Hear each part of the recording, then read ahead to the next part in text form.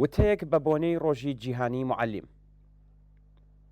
ڕۆژی سێشەممە 13 مانگی ڕەزبەر بەرابەر لەگەڵ 5 ئۆکتۆبر ڕۆژی جیهانی معەلیمە. ئەم ڕۆژە لە ساڵی 1994 زاینیدا لەلایەن ڕێکخراوی زانستی، کەلتوری و پەروەردەیی سەر بە ڕێکخراوی نەتەوە یەکگرتووەکان واتە یونسکۆ وا ڕێکخراوی جیهانی کار واتە ILO وەک ڕۆژی جیهانی معەلیم ناودێرکرا. ئامانجی دیاریکردنی وەها ڕۆژێک پێزانین و بایەختان بە معەلیمان وا تاوتوێکردنی کێشەکانیان لە سەر تاسەری جیهان ڕاگەیاندراوە. بەپێی ئامارەکانی یونسکۆ لە ئاستی جیهاندا 1/3 معەلیمان لە ژێر هێڵی هەژاریدا دەژین. ئەوەش لە حاڵێکدایە کە سەرمایەداران زانست وەک کاڵا دەفرۆشن و لە زەحمەتی معەلیمانەوە بە سوودی کەڵان دەگەن. ڕۆژی جیهانی معەلیم بۆ کرێکارانی وشیار و بیرهێنەرەوەی هەموو ئەو بێمافیانەیە کە بەسەر گشت زەحمەت کێشانی کۆمەڵدا سەپاوە. ڕێزگرتن لە خەباتی ئەوانە دژبەم بێمافیانە و هەڵسانگاندنی دەستکەوتەکانیان و زەرورەتی دیفاع لە خواستەکانیانە. لەو جێگەیەوە کە یەکەمین چەخماخەکانی بیرکردنەوە لە مەدرسەکانەوە لێدەدرێ و دەپشکوێ، جیهان ئەمڕۆ پتر لە هەموو کاتێک پێویستی بە معەلیمانی شارەزا، ئاسوودە خەیاڵ، بێدڵە ڕاوکێ و ئینسان محور هەیە. بەڵام ئایا لە ئێران حورمەت و کەرامەتی معەلیم ئەو جۆرەی کەشیاوە دەپارێزرێ؟ ئایا معەلیمان کە لە توێژە زەحمەت کێشەکانی ناو کۆمەڵن وەها بایەخیان پێدەدرێ کە نیگەرانی پەیداویستیە مادیەکانیان نەبن و بە بێخەم خەریکی بردنەسەرەوەی ئاستی زانست و تێگەشتنی خۆیان بن؟ حقیقەتی ژیانی ڕۆژانەی معەلیمان ئەومان پێدەڵێ کە زۆربەیان پتر لەوەی کە بیر لە بردنەسەرەوەی زانست و شارەزایی خۆیان بکەنەوە، بە ناچار بیر لە دیتنەوەی کاری دووهەم و سێهەم دەکەنەوە. پتر لە 3/4 معەلیمانی ئێران لەژێر هێڵی هەژاریدان و باقیە کەشیان بە پیشەی دووهەم و سێهەم و داهاتی هاوسەرەکانیان خۆیان لەژێر هێڵی هەژاری دەرباز کردووە. لە پەنا ئەو دەستەیە لە معەلیمانی زەحمەتکێش کۆمەڵێک سیخۆر و بارهاتووی حەوزەی دژە عیلمیە حزوریان هەیە کە بەرپرسی بەڕێوەبردنی گەڵاڵەی دژە کللتوری و سوکایەتیەکانی ڕژیمن لە ناوەندەکانی فێرکردندا. بارودۆخی بژێوی معەلیمانی خانەنشینکراو یەکجار دڵتەزێنترە.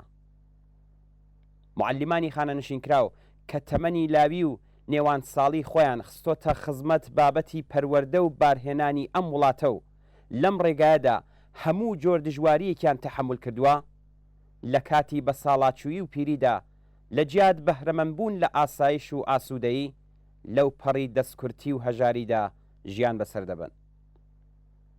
بەڵام کێشەی ژیانی ئەم بەشە هەژارەی کۆمەڵ تەنیا ئەوە نییە کە لە ژیانێکی شیا و بەهرەمەند نین، بەڵکو ئەوان ناچار دەکرێن کە پەرەپێدەری پەروەردە و بارهێنانێک بن کە بە تەواو مەعنا ئاوێتەی خوڕافە و کۆنەپەرستیە. یەکێک لە ئازارە گەورەکانی معەلیمانی شەریف و خەباتکار ڕەخنەکردنی ئاین لە بابەتی پەروەردە و بارهێناندایە.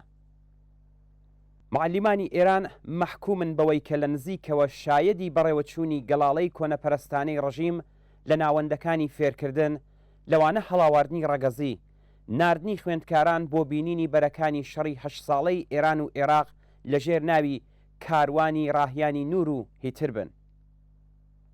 وەها بارودۆخێکە کە جەستەی معەلیمان ماندوو شەکەت و دەرونیشیان پەرێشان و پڕ لە ئازار دەکات. معەلیمانی ئێران خوازیاری بردنەسەرەوەی حقوق بۆ سەروی هێڵی هەژاری، بەهرەمەندبوون لە بیمەی کارامەت، هاوسانسازی حقوقی خانەنشینکراوان و کەسانی لەسەرکار، دابینکردنی بژێ و پاراستنی پێگە و کەرامەتی ئینسانی خانەنشینکراوان، بەهرەمەندبوونی هەموو منداڵان لە ئاموزشی ئستاندارد و بەخۆڕایی بە تایبەت لە ناوچە بێبەشەکان، ئستاندارد و ئیمەنیکردنی مەدرسەکان، بەهرەمەندبوونی خوێندکاران لە کەرەستەی تەفریحی و فەرهەنگی، ڕاگررتنی سیاسەتی پوڵیکردنی ئاموزش و کۆتایی هێنان بە پەروەندەسازی و ئەمنیەتیکردنی چالاکی معەلیمانن. معەلیمانی زەحمەتکێش و بێبەشی ئێران ئەو مرۆڤە شەریفانن کە خواستی عادڵانەیان هەیە و شیاوی بربڵاوترین و پەیگیرترین پشتیوانین. کۆماری ئیسلامی لە جیات پێڕاگەیشتن بە خواستەڕەوەکانیان بە زیندانیکردن و دەرکردن وەڵامیان دەداتەوە. بەڵام سەرەڕای هەموو گوشار و سەرکوتگەریەک خەباتی معەلیمان بۆ گەیشتن بە خواستی ڕەوا و عادڵانەیان و بۆ ئازادی هاوکارانیان بێوەستان درێژەی بووە. دەست بەسەرکردن، دەرکردن، بربەستنانەوەی پیشەیی و هیتر معەلیمانی چاوترسێن نەکردووە و بەری بە پەیگیرکردنی خواستەکانیان نەگرتووە. پیرۆزبایی ڕۆژی جیهانی معەلم لە هەموو معەلیمانی خەباتکار و زەحمەتکێش وە دڵسۆز دەکەین وە دڵنیاین کە بزوتنەوەی کرێکاری و بزوتنەوەی معەلیمانی ئێران لە ڕیزێکی یەکگرتوودا هاوڕێ لەگەڵ هەموو زەحمەتکێشان و بێبەشان و ستەملێکراوانی ئەم کۆمەلگایە سەرنجام بارگە و بنەی ڕژیمی کۆنەپەرست و دژەمرۆیی کۆماری ئیسلامی تێکەوە دەپێشن.